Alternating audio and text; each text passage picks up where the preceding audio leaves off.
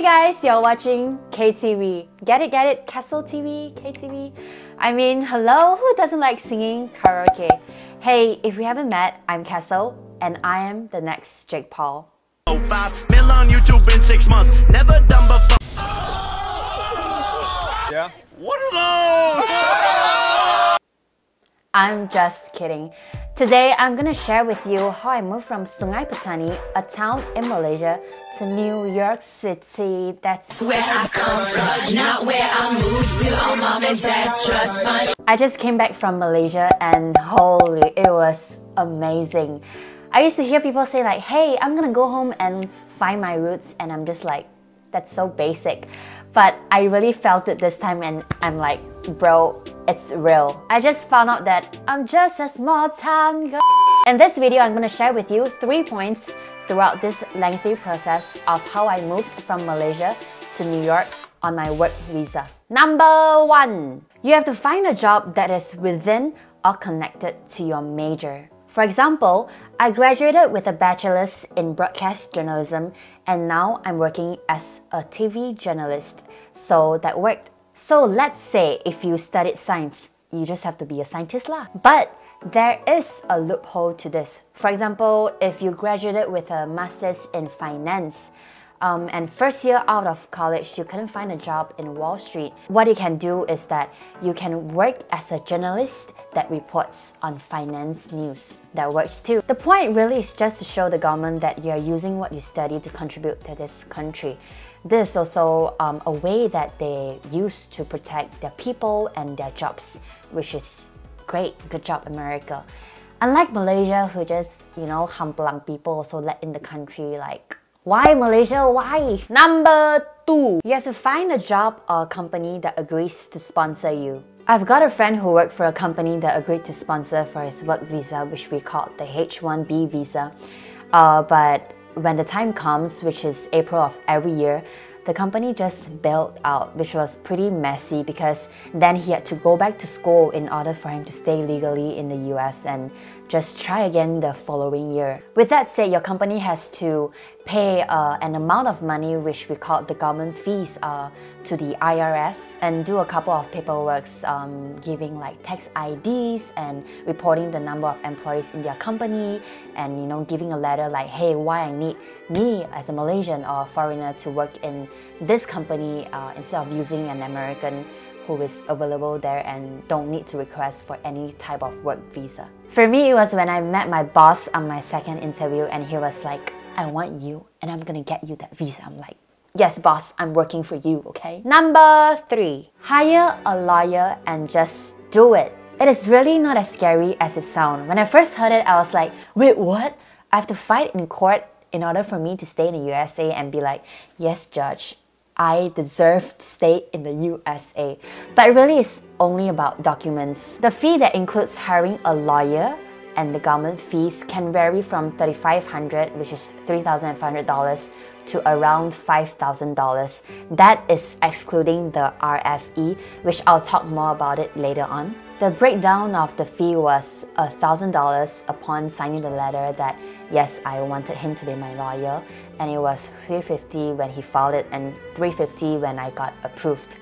And so I would say it was about $1,700, and the government fees that was paid to the IRS was around $1,700. And there's of course more expensive lawyers that are more well-known. They could charge around, I don't know, $2,000 to $2,500. And there's this RFE fee, which in long form is called the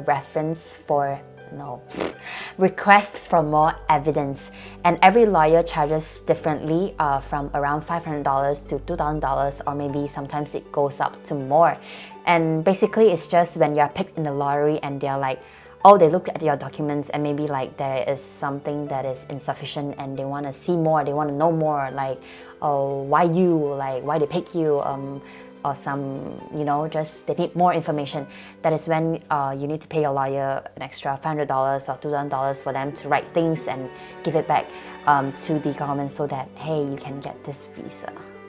It really depends on which kind of lawyer you look for. I went for the cheaper one because at that point, I really didn't know if I want to stay or not, and I was just like, hey God, if you want me to stay, you will just work through anyone.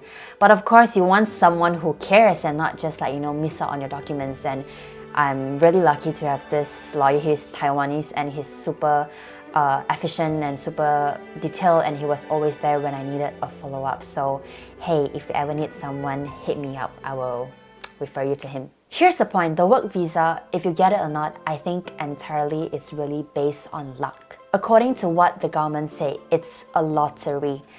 就好像你买马票一样哈. The number is slightly different every year, and just last year, 2018, about 190,000 petitions were received and 65,000 were picked, in addition to the 20,000 for the advanced degree exemption.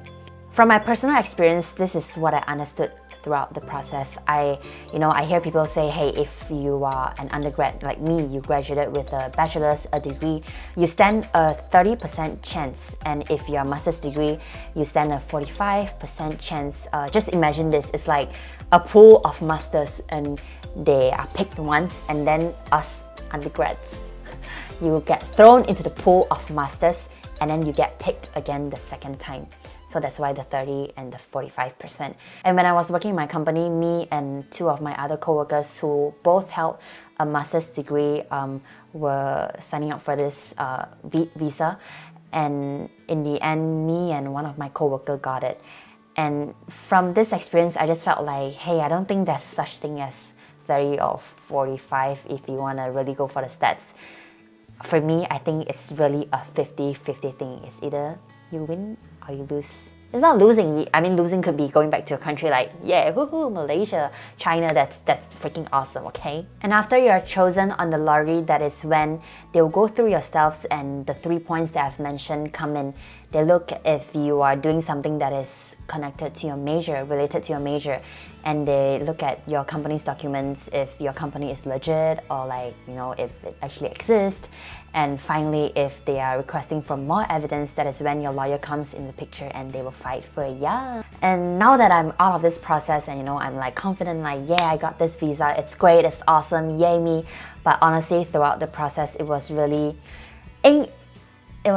I would say, full of anxiety, because you don't know if you're gonna get it or not. And we have to plan ahead if you really want to stay in the US. Like, if you don't get it, what's next? Like, do I have to go back to school? Do I have to work another job? Do I have to work as a part-time? And you have to plan all these things, and it's just very tedious. And if you get it, then good for you. But it's just a very torturing process, because really, you don't know if you're gonna get it or not. Am I repeating myself? I remember one morning as I was going to work, and I received this text from my coworker saying that, hey, that's a letter for you from the government. And I'm just like, oh my gosh, is this really it? Because I think it was pretty quick, 2 months or 3 months later, because I thought you're supposed to wait longer than that.